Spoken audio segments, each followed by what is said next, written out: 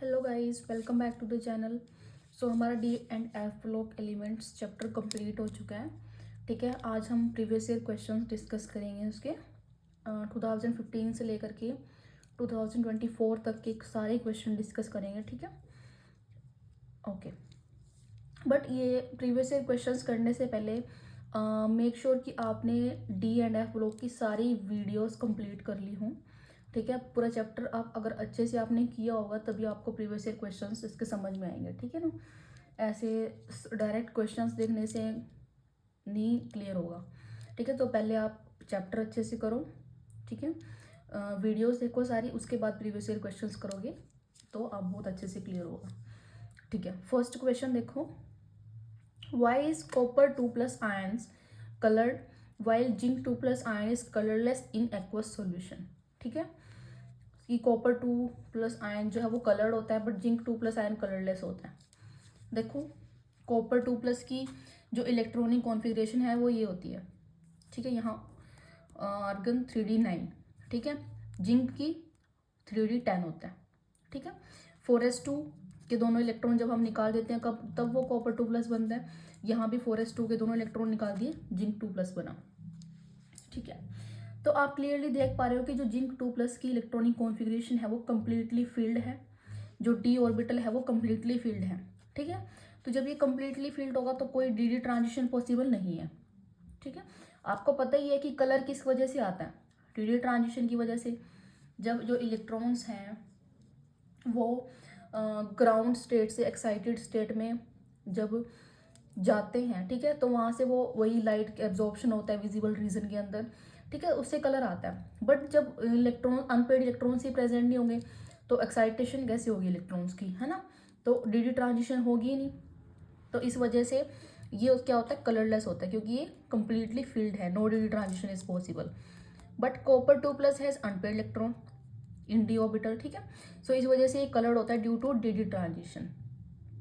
ठीक है, तो इसका जब आप रीज़न लिखोगे ना तो ये डी डी ट्रांजिशंस आपको जरूर मेंशन करना है। ठीक है, इससे एग्जामिनर को समझ में आएगा कि आपको पता है डी डी ट्रांजिशन का।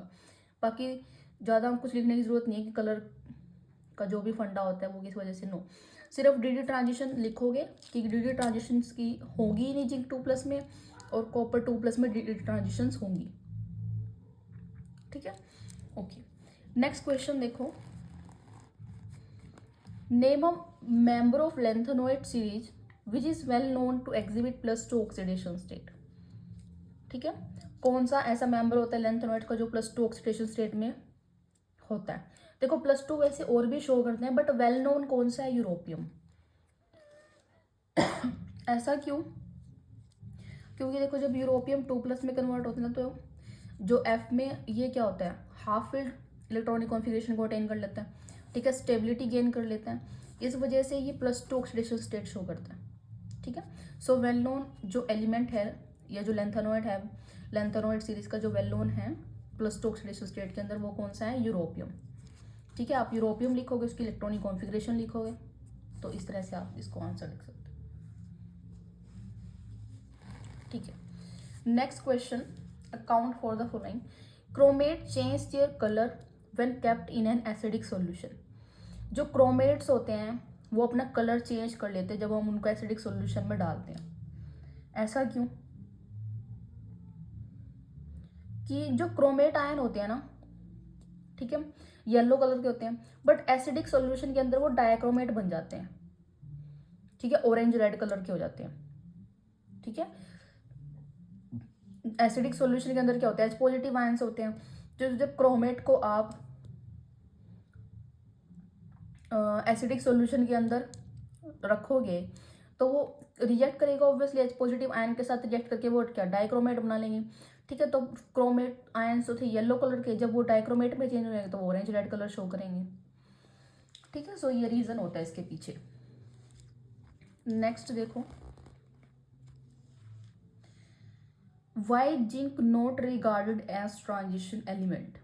ठीक है, ये मैंने आपको क्वेश्चन जब मैं डी ब्लॉक करा रही थी तब भी कराया था कि जिंक को जो है ट्रांजिशन एलिमेंट क्यों नहीं मानते। ठीक है, ट्रांजिशन एलिमेंट्स कौन से होते हैं या डी ब्लॉक एलिमेंट्स कौन से होते हैं, एक तो डी ब्लॉक एलिमेंट्स के लिए फर्स्ट कंडीशन तो क्या है कि जो आपका आउटर मोस्ट इलेक्ट्रॉन है वो 3D में जाना चाहिए, डी ऑर्बिटल में जाना चाहिए, चलो ठीक है। बट अनपेड इलेक्ट्रॉन्स जब प्रेजेंट होते हैं ना तो वो होते हैं ट्रांजिशन एलिमेंट्स, ठीक है, कि डी ऑर्बिटल के अंदर अनपेड इलेक्ट्रॉन प्रेजेंट होते हैं तो वो ट्रांजिशन एलिमेंट्स होते हैं। बट जिंक के केस में क्या है, जिंक के केस में completely filled D orbital present होता है ना। जिंक की क्या होती है इलेक्ट्रॉनिक कॉन्फ़िगरेशन 3d10 4s2, ठीक है। तो कंप्लीटली फिल्ड इलेक्ट्रॉनिक कॉन्फ़िगरेशन होने की वजह से इसको ट्रांजिशन एलिमेंट नहीं कहते, ठीक है।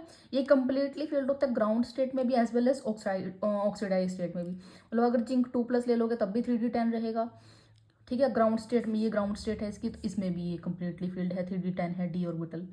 तो इस वजह से जिंक को जो है हम ट्रांजिशन एलिमेंट नहीं कहते, ठीक है। ट्रांजिशन एलिमेंट्स उसको बुलाने के लिए उसमें अनपेड इलेक्ट्रॉन प्रेजेंट होने चाहिए, ठीक है। ओके,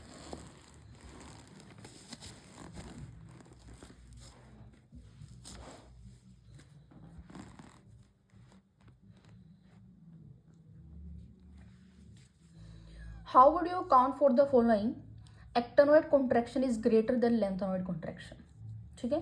कि जो एक्टेनोइड कॉन्ट्रैक्शन है वो ज़्यादा होती है लेंथेनोइड कॉन्ट्रैक्शन की वजह से, ठीक है। पहले देख लेते हैं एक्टेनोइड कॉन्ट्रैक्शन और लेंथेनोइड कॉन्ट्रैक्शन क्या होता है। वैसे मैंने लेक्चर में आपको ब्रीफली बताया हुआ है ये, ठीक है। लेंथेनोइड कॉन्ट्रैक्शन क्या होता है, पोवर शील्डिंग इफेक्ट होता है 4f इलेक्ट्रॉन्स का, ठीक है। पोवर शील्डिंग इफेक्ट होने की वजह से 4f इलेक्ट्रॉन्स का न्यूक्लियस के साथ जो आउटर मोस्ट इलेक्ट्रॉन का जो न्यूक्लियर फोर्स होता है वो बहुत ज़्यादा होता है, ठीक है। तो इस वजह से जैसे हम लेंथेनोइड सीरीज में मूव करते हैं लेंथेनम 2 जो भी हमारा लास्ट एलिमेंट होता है, ठीक है, तो जो साइज है वो लेंथेनोइड कॉन्ट्रैक्शन की वजह से क्या होता जाता है, कम होता जाता है। तो ये होता है लेंथेनोइड कॉन्ट्रैक्शन।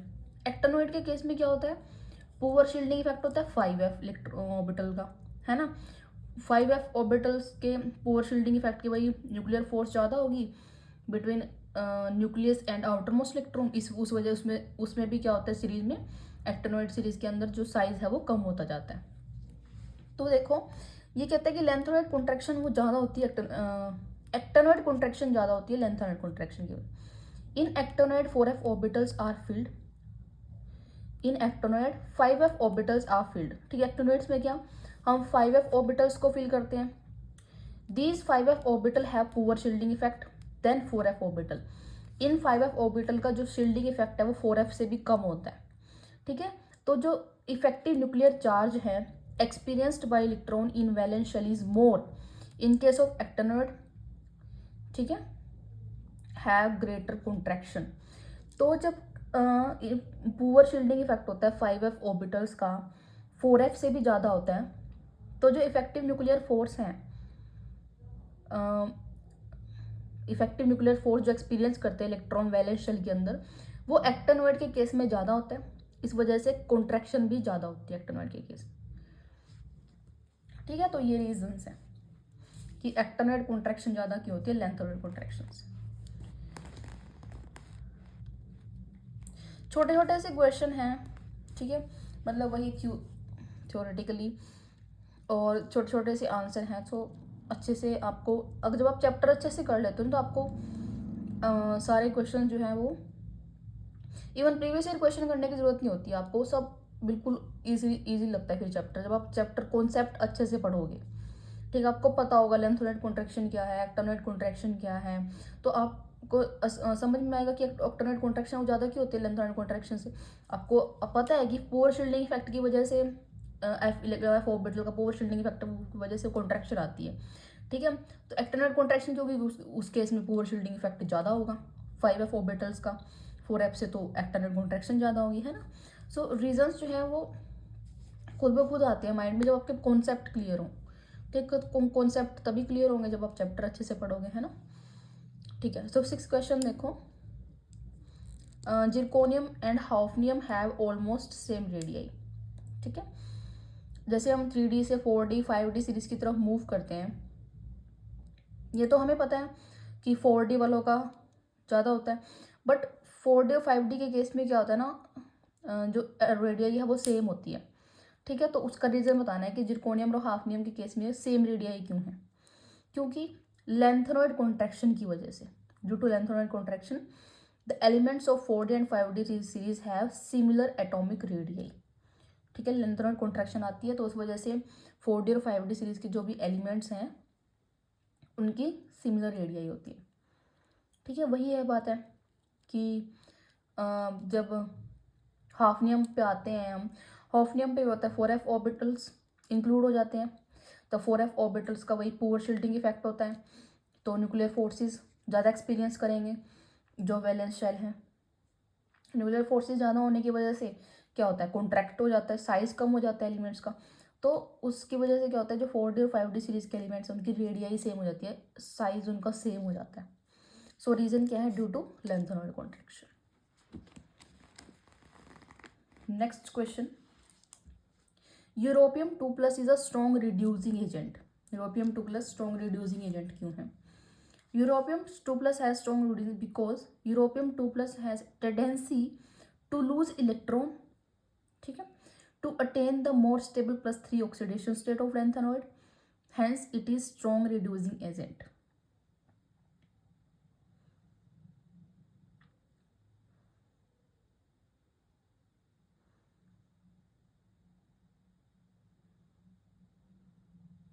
ठीक है, यूरोपियम 2+ के अंदर एक टेंडेंसी, मतलब ये इलेक्ट्रॉन को लूज कर सकता है, अपने +3 ऑक्सीडेशन स्टेट भी शो कर सकते हैं, ठीक है। लेंथेनॉइड मेनली क्या करते हैं, +3 ऑक्सीडेशन स्टेट ही शो करते हैं ना, और एक्टोनॉइड भी +3 ऑक्सीडेशन स्टेट शो करते हैं। सो यूरोपियम भी +3 ऑक्सीडेशन स्टेट शो करते हैं, इस वजह से मतलब ये अपने इलेक्ट्रॉन को लूज कर सकता है, इस वजह से ये स्ट्रॉन्ग क्या है, रिड्यूसिंग एजेंट है। Next question, calculate the spin only magnetic moment of cobalt 2+ by writing electronic configuration of cobalt and cobalt 2+, ठीक है। कोबाल्ट और कोबाल्ट 2+ के केस में इलेक्ट्रॉनिक कॉन्फिगरेशन लिखो और स्पिन ओनली मैग्नेटिक मोमेंट की वैल्यू फाइंड आउट करो कोबाल्ट 2+ के लिए। सो ये होते हैं कोबाल्ट 2+ के लिए, ठीक है।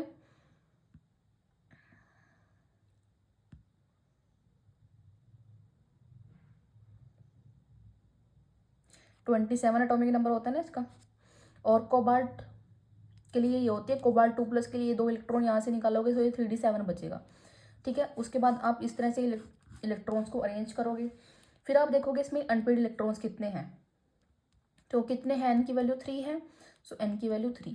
सो mu is equal to magnetic moment के लिए जो फॉर्मूला होता है √n × n+2 बोर मैग्नेटॉन, ठीक है। सो n की वैल्यू क्या है, यहाँ पे 3 है, सो 3 यहाँ पुट करोगे, ठीक है। सो वैल्यू क्या आएगी, 3.87 bore magneton,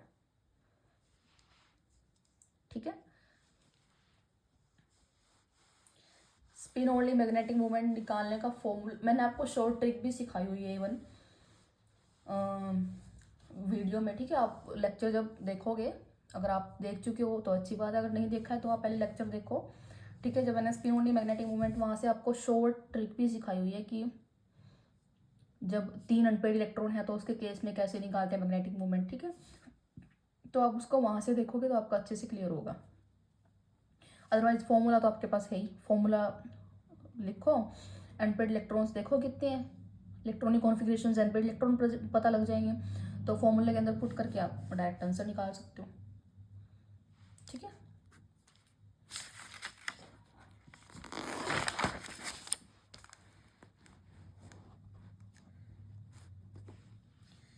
give reason for the following, first है transition metals form alloys, second है Mn2O3 is basic, where Mn2O7 is acidic, ठीक है। सबसे पहले तो ट्रांजिशन मेटल जो है वो एलॉय फॉर्म करते हैं, ये हमने प्रॉपर्टी पढ़ी थी। तो transition metals are very similar atomic size, ठीक है, एटॉमिक साइज सिमिलर होते हैं, इस वजह से क्या होता है, एलॉयज क्या होते हैं, मिक्सचर होते हैं ना, एक और 2 एलिमेंट्स का मिक्सचर होता है, तो मिक्सचर आप कब कर सकते हो, जब उनके रेडियाई सेम होगी, तो एटॉमिक रेडियाई सेम होने की वजह से ये एलॉय बनाते हैं, ठीक है। One metal can easily replace the other metal from its lattice, उसकी लैटिस में से एक मेटल को आप दूसरे से रिप्लेस कर सकते हो, सो वो इजीली एलॉय बना सकते हैं, ठीक है। Second, MnO2 3 is basic where Mn2O7 is acidic. The oxides in lower oxidation state of metal is basic. ठीक है, जब लोअर ऑक्सीडेशन स्टेट वाले मेटल जो है वो ऑक्साइड बनाते हैं तो वो क्या होते हैं, वो बेसिक होते हैं. बट हायर ऑक्सीडेशन स्टेट वाले क्या होते हैं, एसिडिक. अब जब आप देखोगे MnO2O7 में Mn की जो ऑक्सीडेशन स्टेट है वो +7 है. ठीक है, इसमें क्या है +3. तो इस वजह से ये बेसिक है और ये एसिडिक है. ठीक है, complete the following equation. MnO4 लिया हुआ है. ठीक है, H पॉजिटिव के साथ रिएक्ट करवाया H2 नेगेटिव. सो ये कन्वर्ट होगा Mn से Mn2+ के अंदर. ठीक है, और H2 नेगेटिव से सल्फर बनेगा और 8 ये H जो है H2 में एज अ गैस निकलेगा. ठीक है, KMnO4 की को हीट जब करते हैं हम तो ये कन्वर्ट होता है K2MnO4 में, MnO2 में और O2 में. ठीक है, ये रिएक्शंस मैंने लेक्चर में करवाई हुई हैं. नेक्स्ट देखो, transition elements exhibit variable oxidation state. Transition elements, transition metal and their compounds act as a catalyst. ठीक है, देखो वहीं से सारे क्वेश्चन आ रहे हैं, जो भी आपको प्रॉपर्टीज कराएंगे है ना उन्हीं से क्वेश्चन आ रहे हैं घूम फिर के. So transition metals, there is a small energy difference between N-1d and NS orbital. ठीक है, कि जो N-1d और NS ऑर्बिटल होते हैं उनमें एनर्जी डिफरेंस बहुत कम होता है. So as a result N-1d orbital as well as NS orbitals take part in bond formation. तो दोनों ही बॉन्ड फॉर्मेशन में पार्टिसिपेट करते हैं, तो इस वजह से वो वेरिएबल ऑक्सीडेशन स्टेट शो करते हैं. ठीक है, और कैटलिस्ट क्या होता है, कैटलिस्ट मैंने आपको बताया हुआ है. कैटलिस्ट एक ऑल्टरनेट पाथ प्रोवाइड करता है रिएक्शन को, जिससे हमारी जो स्पीड है रिएक्शन की वो इन्हांस हो जाती है. ठीक है, सो ट्रांजिशन मेटल्स भी क्या करते हैं, कैटलिस्ट बनाते हैं. So due to their tendency to show variable oxidation state, metals form stable intermediate compound. ठीक है, provide a new path for reaction with lower oxidation state. ये क्या करते हैं, वेरिएबल ऑक्सीडेशन स्टेट जब शो करते हैं तो इनके अंदर भी टेंडेंसी होती है एक अनस्टेबल इंटरमीडिएट कंपाउंड बनाने की. ठीक है, जिससे रिएक्शन को एक नया पाथ मिल जाता है और उसकी एक्टिवेशन एनर्जी कम हो जाती है. ठीक है, सो जो ट्रांजिशन मेटल्स है उनके कंपाउंड से ये भी कैटलिस्ट फॉर्म करते हैं. Okay, give reason and select one atom or ion which exhibit arcs property.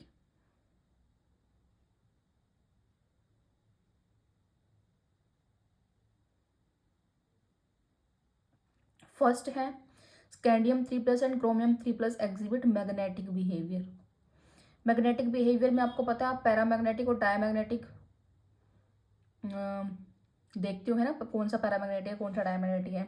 Paramagnetic क्या होते हैं, जिनमें अनपेयर्ड इलेक्ट्रॉन्स होते हैं. डायमैग्नेटिक जो पेयर्ड होते हैं इलेक्ट्रॉन्स है ना, कोई अनपेयर्ड इलेक्ट्रॉन नहीं प्रेजेंट होता. सो आप क्या करो, दोनों के केस में इनकी इलेक्ट्रॉनिक कॉन्फ़िगरेशन लिख के देखो जिसमें अनपेयर्ड इलेक्ट्रॉन्स हैं वो पैरामैग्नेटिक होगा, जिसमें नहीं है वो डायमैग्नेटिक होगा, सिंपल. तो स्कैंडियम 3+ और क्रोमियम 3+ का लिखा हुआ है. सो देखोगे ये इसमें कोई अनपेयर्ड इलेक्ट्रॉन प्रेजेंट नहीं है, नोबल केस कॉन्फ़िगरेशन अटेन किए हुए हैं. So non paired electron diamagnetic होगा. क्रोमियम 3+ के केस में क्या है, अनपेयर्ड इलेक्ट्रॉन प्रेजेंट है तो ये क्या होगा, paramagnetic. Chromium and copper high melting and boiling point. ठीक है, अब मेटालिक स्ट्रेंथ जो है वो किसके डायरेक्टली प्रोपोर्शनल होती है, नंबर ऑफ अनपेयर्ड इलेक्ट्रॉन्स की. सो क्रोमियम के केस में और कॉपर के केस में ये है इलेक्ट्रॉनिक कॉन्फ़िगरेशंस. ठीक है, so chromium form strong intermetallic bond, hence result in high melting and boiling point. ठीक है, क्रोमियम के केस में क्या होता है, अनपेयर्ड इलेक्ट्रॉन प्रेजेंट है, इसमें तो है ही नहीं ना अनपेयर्ड इलेक्ट्रॉन्स, इसमें हैं. तो इसमें अनपेयर्ड इलेक्ट्रॉन प्रेजेंट होने की वजह से क्या होता है, स्ट्रॉन्ग इंटरमेटालिक बॉन्ड होते हैं, तो इसका मेल्टिंग एंड बॉइलिंग पॉइंट भी हाई होता है.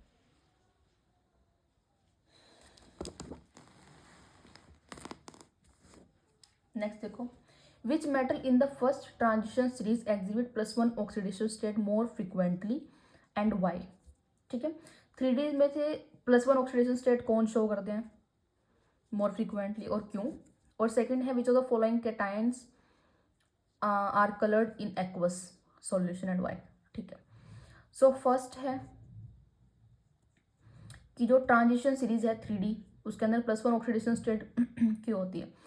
Copper exhibit +1 oxidation state, it loses 1 electron to give 3D 10 stable configuration. ठीक है, कॉपर जो है वो +1 ऑक्सीडेशन, क्योंकि कॉपर के इलेक्ट्रॉनिक कॉन्फिगरेशन ये है, अगर +1 देखोगे इसमें तो इसमें से एक इलेक्ट्रॉन निकल जाएगा, 3D 10 हो जाएगी, स्टेबल कॉन्फिगरेशन हो जाएगी, तो इस वजह से ये +1 oxidation state more frequently show करता है। ठीक है, सेकेंड है कैटायंस बताने हैं कौन कौन से कलर्ड हैं।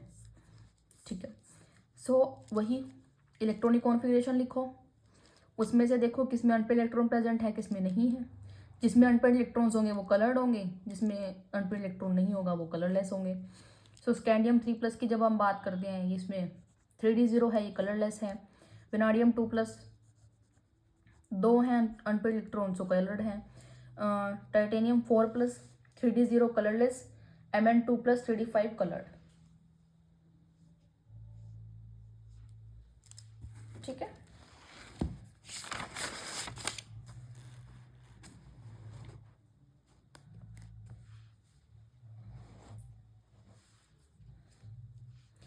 write the balanced chemical equation involving the preparation of KMnO4 from MnO2।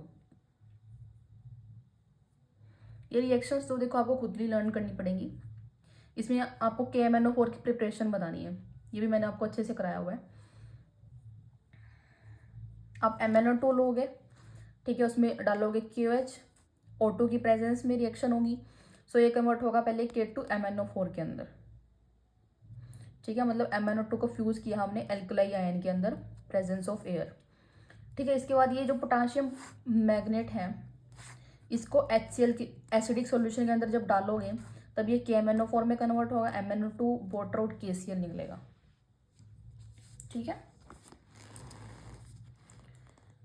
Next question देखो, use the following data to justify the following answer. ठीक है, हमें कुछ डाटा गिवन है, E0 की वैल्यूज गिवन है Mn2+ के लिए, Mn3+ से Mn2+। Okay, which is a strong reducing agent in aqueous medium, chromium 2+ और आयरन 2+ एंड वाई। ठीक है, दोनों में से स्ट्रॉन्ग रिड्यूसिंग एजेंट कौन सा है एक्वस मीडियम के अंदर, वो बताना है। देखो E0 किसका डायरेक्टली प्रोपोर्शनल है, रिडक्शन, और इनवर्सली प्रोपोर्शनल ऑक्सीडेशन की। ठीक है, मतलब अगर E0 की वैल्यू ज़्यादा होगी तो वो इसको रिडक्शन होगा, अगर E0 की वैल्यू कम ज़्यादा होगी तो वो इनवर्सली प्रोपोर्शनल मतलब ऑक्सीडेशन की। सो देखो क्रोमियम 2+ के केस में क्या होता है, स्ट्रॉन्ग रिड्यूसिंग एजेंट होता है दोनों के अंदर, दोनों में से, क्योंकि E0 की वैल्यू इसके केस में इतनी है, इसके केस में इतनी है। So chromium 2+ easily oxidise to chromium 3+। So chromium 2+ easily oxidise हो सकता है क्रोमियम 3+ के केस में। ठीक है, बस वही वैल्यूज का आपको कंपेयर कर लेनी, ये याद रखना है, बस आपको ये याद रखना है। इसके बिहाफ पे आप जब वैल्यूज कंपेयर करोगे ना दोनों की, तो आपको पता लग जाएगा कि कौन सा स्ट्रॉन्ग रिड्यूसिंग एजेंट है। Next, which is the most stable is in +2 oxidation state के अंदर कौन सा ज़्यादा अनस्टेबल होगा। सो कोबाल्ट 3+ से कोबाल्ट 2+ की वैल्यू ये है पॉजिटिव, मोस्ट पॉजिटिव है। पॉजिटिव देखो इसमें पॉजिटिव ये वाली ये वैल्यू है। ठीक है, सो मोर फिजिबल होगी, so cobalt 2+ is the most stable. ठीक है,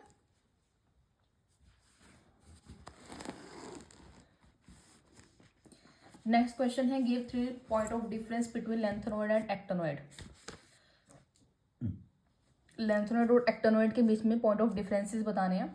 ये क्वेश्चन मैंने आपको लास्ट मतलब इससे पहले जो एक्टिनॉइड की वीडियो हमने की थी उसमें अच्छे से कराया हुआ है, कहीं काफ़ी पॉइंट्स लिखवाए हुए हैं। ठीक है, इसको आप वहाँ से करोगे क्वेश्चन को, इसको मैं यहाँ पे दोबारा नहीं करा रही। नेक्स्ट देखो, which ions among the following is colourless, इनमें से कलरलेस बताना है। ठीक है, देखो सेम क्वेश्चन ये 2022 में आया हुआ है, बल्कि सेम रिपीट हो रहे हैं। अब आपको पता है colour is due to d transition. ठीक है, सो अनपेड इलेक्ट्रॉन्स होने चाहिए। सो फर्स्ट है टाइटेनियम 4+, 3D 0 है कलरलेस, क्रोमियम 3+, 3D 3 है कलर्ड, विनाडियम 3+, 3D 2 है तो कलर्ड। ठीक है, तो जिनमें अनपेड इलेक्ट्रॉन्स होंगे वो कलर्ड होंगे, जिनमें नहीं होंगे तो वो कलरलेस होंगे। ठीक है ना, इस तरह से आप कर सकते हो। नेक्स्ट देखो, highest oxidation state of metal is shown in its oxides and fluorides only, justify. कि ऑक्सीडेशन स्टेट जो है मेटल्स की वो हाईएस्ट होती है ऑक्साइड्स और फ्लोराइड्स के केस में।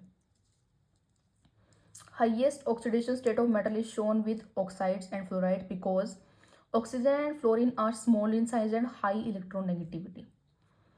ठीक है, क्या होता है, ऑक्सीजन और फ्लोरीन जो है, एक तो इनका साइज कम होता है, इलेक्ट्रोनेगेटिविटी ज़्यादा होती है, तो ऑक्सीडेशन स्टेट भी जो है मेटल्स वो ज़्यादा शो करते हैं ऑक्साइड्स और फ्लोराइड्स बनाते हुए।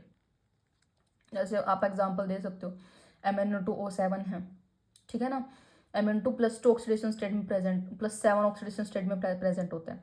So very high oxidation state है ना ऑक्साइड्स के साथ मेटल की। तो वही रीज़न है, क्योंकि तो स्मॉलर साइज है और ऊपर से इलेक्ट्रोनेगेटिविटी बहुत ज़्यादा है ऑक्सीजन और फ्लोरीन के केस में। ठीक है, इसलिए जो मेटल्स हैं वो हाईएस्ट ऑक्सीडेशन स्टेट शो करते हैं।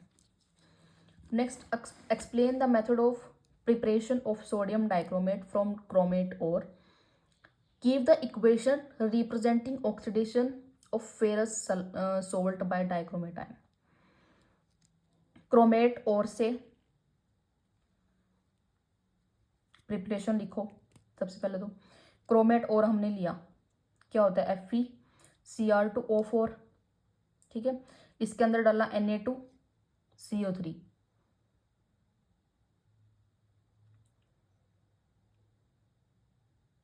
सोडियम कार्बोनेट, वाटर, ऑक्सीजन तो हम लेते हैं, ऑक्सीजन प्रेजेंस में होता ही है, एयर की प्रेजेंस में। ठीक है, इससे बना यहाँ से सोडियम क्रोमेट, एक येलो कलर का कंपाउंड बनेगा, Na2CrO4, ठीक है। और यहाँ से क्या निकला, Fe2O3 निकला, और क्या निकला, CO2, ठीक है। नेक्स्ट क्या है, give the equation representing oxidation state of ferrous sulphate by dichromate ion. फिर ये जो Na2CrO4 निकला था, इसको जब आप एसिड की प्रेजेंस में लेते हो तो ये क्या बनता है, पोटाशियम डाइक्रोमेट, सोडियम डाइक्रोमेट बनता है ऑरेंज कलर का, ठीक है। फिर इस सोडियम डाइक्रोमेट से आगे हम पोटाशियम डाइक्रोमेट बनाते हैं, वही KCl से रिएक्ट करके, ठीक है। तो ये रिएक्शन प्रिपरेशन है, ये वैसे प्रिपरेशन है किसकी, पोटाशियम डाइक्रोमेट की, K2Cr2O7 की, ठीक है। तो उस केस में फर्स्ट स्टेप आपसे पूछा हुआ है बस, जहाँ सोडियम डाइक्रोमेट बनता है, ठीक है, वो वाला स्टेप पूछा हुआ है, ठीक है। नेक्स्ट वही रिएक्शन बतानी है आपको, फेरस की Fe2+ Fe3+ में कन्वर्ट होगा डाइक्रोमेट से। सो वो आप इस तरह से लिख सकते हो कि Cr2O7 जब हम लेके चले उसमें हमने डाला H पॉजिटिव Fe2+ की प्रेजेंस में, तो ये Fe2 Fe3 में कन्वर्ट हो जाएगा, यहाँ से ये वाटर बन गया H और ऑक्सीजन के साथ, और क्रोमियम हमारा इस तरह से निकला, ठीक है। नेक्स्ट क्वेश्चन 2023 का है, write any two consequences of lanthanoid contraction. Second है, name the element of 3D series which exhibit the large number of oxidation state. सबसे पहले तो लैंथेनॉइड कॉन्ट्रैक्शन के दो कॉन्सिक्वेंसेज, फर्स्ट तो एटॉमिक साइज, ठीक है ना। लैंथेनॉइड कॉन्ट्रैक्शन से क्या होता है, साइज डिक्रीज होता है, size of the atoms of the 3D transition series is approximately similar to that of the atoms of the second transition series, ठीक है। कि 3D और जो थर्ड ट्रांजिशन सीरीज के जो एलिमेंट्स का जो साइज है वो सेकेंड ट्रांजिशन सीरीज के एलिमेंट्स से के सिमिलर होता है, ठीक है। एक तो ये कॉन्सिक्वेंसेज हैं लैंथेनॉइड कॉन्ट्रैक्शन, जैसे जिर्कोनियम और हाफनियम सेम साइज के होते हैं। सेकेंड आता है difficulty in separation of lanthanoid, it is only small change in ionic radius of lanthanoid, their chemical properties are same, ठीक है। So this make element separation in pure state difficult, ठीक है। जब साइज सेम सा हो जाता है ना, आयनिक रेडियई सेम है लैंथेनॉइड्स की, तो उनकी केमिकल प्रॉपर्टीज भी सेम हो जाती हैं। तो इस तरह से जो एलिमेंट्स को सेपरेट आउट करना प्योर स्टेट के अंदर डिफिकल्ट हो जाता है, ठीक है। तो डिफिकल्टी आती है किसमें, सेपरेशन ऑफ लैंथेनॉइड्स में। तो एक कॉन्सिक्वेंसेज लैंथेनॉइड कॉन्ट्रैक्शन का ये है, ठीक है। सेकंड कह रहा है वो, सेकंड इसका पार्ट है, name the element of 3D series which exhibit large number of oxidation state. 3D series का वो एलिमेंट जो ज़्यादा ऑक्सीडेशन स्टेट शो करे वो क्या है, मैंगनीज। +2 से लेकर के +7 ऑक्सीडेशन स्टेट तक शो कर सकता है ये, वही Mn2O7 वाला एग्जाम्पल।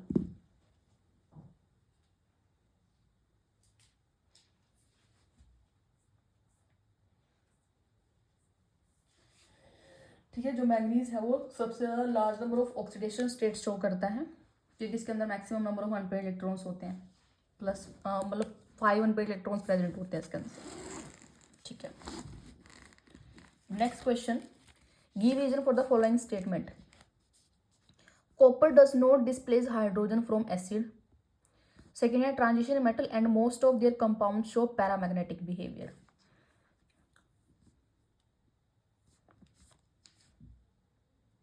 सो फर्स्ट, कॉपर जो है हाइड्रोजन को डिस्प्लेस नहीं करता फ्रॉम एसिड में से। देखो क्या होता है ना, जो E0 की वैल्यू है कॉपर के केस में पॉजिटिव होती है, ठीक है। इसकी जो एंथैल्पी ऑफ एटोमाइजेशन है उसकी वैल्यू हाई है, हाइड्रेशन एनर्जी की वैल्यू कम है, ठीक है। सो कॉपर जो है वो लेस रिएक्टिव है हाइड्रोजन से, so it won't be able to replace it from acid. Hydration energy कम होने की वजह से क्या होता है, जो कॉपर है वो हाइड्रोजन से कम रिएक्टिव होता है, तो इसको आप रिप्लेस नहीं कर सकते एसिड में से, इसको रिप्लेस नहीं किया जा सकता, ठीक है।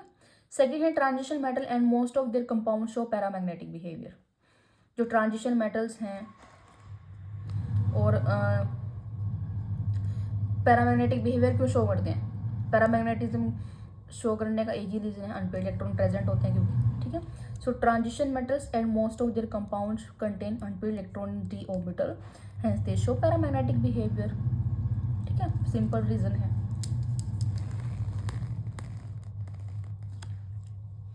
Next question, E0 value for the Mn3 positive से Mn2 positive couple is much more positive value for chromium 3 plus chromium 2 plus couple और Fe3 plus Fe2 plus couple, ठीक है। कि Mn की ये वाली जो वैल्यू है ये ज़्यादा पॉजिटिव होती है इनसे, ठीक है। इसका रीज़न बताना है, देखो E0 value for the Mn3 plus two Mn is highly positive because Mn3 plus 3d4 है, 3d4 है ना इसकी इलेक्ट्रॉनिक कॉन्फ़िगरेशन, तो इसके अंदर हाईली टेंडेंसी होती है to reduce to Mn2 plus, ठीक है। Mn3 प्लस Mn2 प्लस में कन्वर्ट होने, मतलब 3d5 क्या है, स्टेबल इलेक्ट्रॉनिक कॉन्फ़िगरेशन है, तो ये 2 प्लस में ज़्यादा जाना चाहेगा ना 3 प्लस की बजाय, तो ये रिड्यूस हो जाता है हाई टेंडेंसी की वजह से, इस वजह से इसकी वैल्यू ज़्यादा पॉजिटिव है, ठीक है। बट इन दोनों के केस में ऐसा नहीं है। देखो जब हम आयरन 3 प्लस की बात करते हैं, 3d5 है, जब इसको आप रिड्यूस कर रहे हो Fe2 प्लस के केस में, तो ये तो 3d6 बन रहा है और अनस्टेबल हो रहा है, ठीक है। तो इसकी वजह से इसकी तो इससे वैल्यू पॉजिटिव हो ही नहीं सकती इससे ज़्यादा।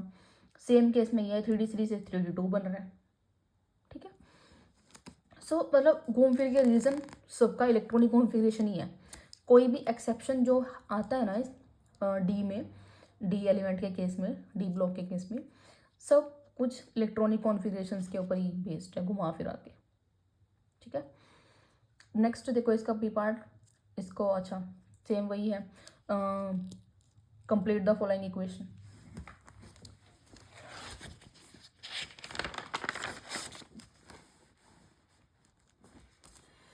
ये है इक्वेशन।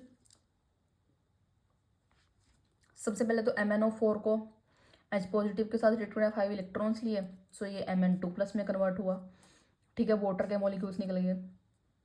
सेकेंड जो C2O4 नेगेटिव लिया हुआ है, CO2 प्लस इलेक्ट्रॉन, ठीक है, उसके बाद इसको कंबाइन करोगे ना आप जब, तो ये इस तरह से बनेगी,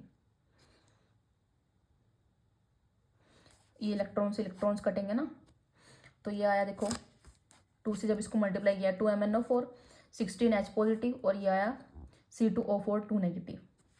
इससे हमें बन क्या रहा है, 2 Mn2 प्लस बन रहे हैं, 10 CO2 और 8 वाटर के मॉलिक्यूल, ठीक है। तो इस तरह से रिएक्शन कंप्लीट करनी है आपने। Next same, complete the following reaction and justify this is a proportion reaction, disproportion reaction, ये शो करो। ठीक है, ये आपके पास एक रिएक्शन गिवन है, इसको कंप्लीट करते हैं पहले।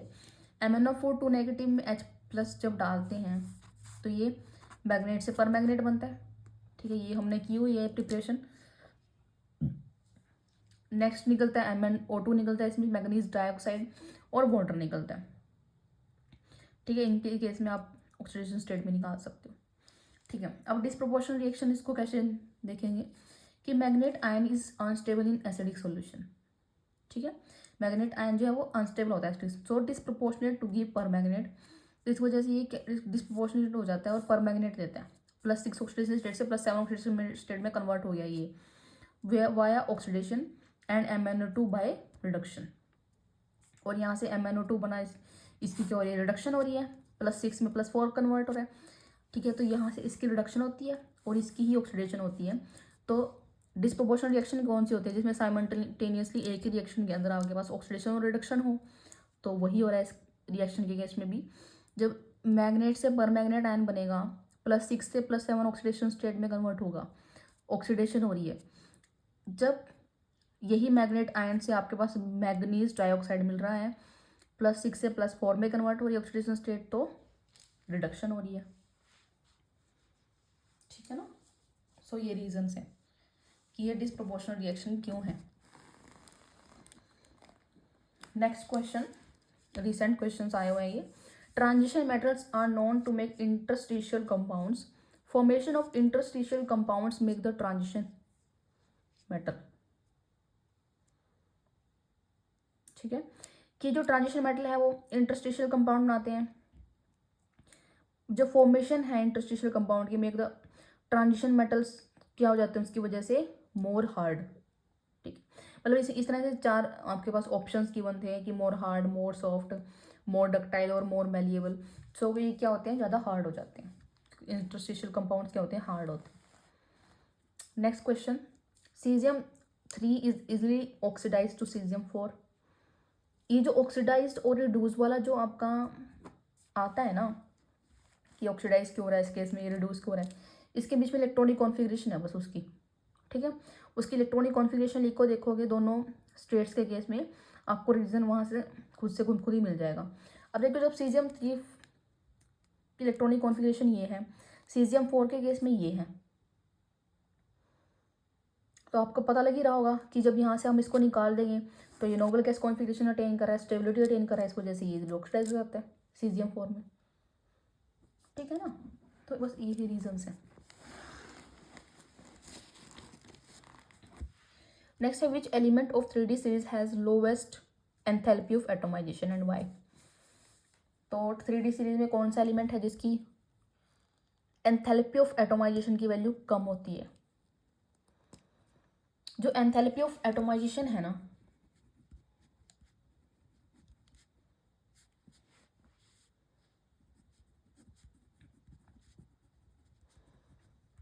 वो डायरेक्टली क्वेश्चन होती है नंबर ऑफ अनपेड इलेक्ट्रॉन्स। ठीक है, मतलब जितने ज़्यादा number of unpaired electron present होंगे उतनी ज़्यादा एंथैल्पी ऑफ एटोमाइजेशन होगी। तो 3D सीरीज में जो जिंक है, जिंक के केस में क्या होता है, फुली फिल्ड इलेक्ट्रॉनिक कॉन्फ़िगरेशन होती है, अनपेड इलेक्ट्रॉन प्रेजेंट नहीं होते। तो इसकी वजह से सबसे जो लोवेस्ट वैल्यू है वो जिंक के केस में होती है। ठीक है,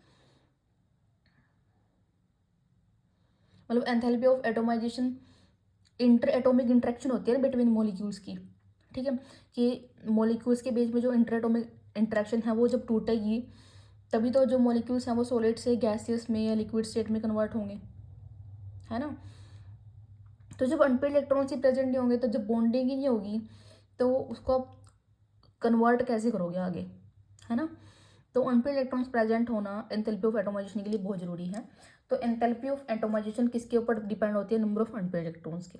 ठीक है, सो जिंक ऐसा एलिमेंट है 3D सीरीज का जिसमें अनपेड इलेक्ट्रॉन्स प्रेजेंट नहीं होते, फुली फिल्ड इलेक्ट्रॉनिक कॉन्फ़िगरेशन होती है, इस वजह से जिंक में क्या है, लोवेस्ट एंथैल्पी ऑफ एटोमाइजेशन।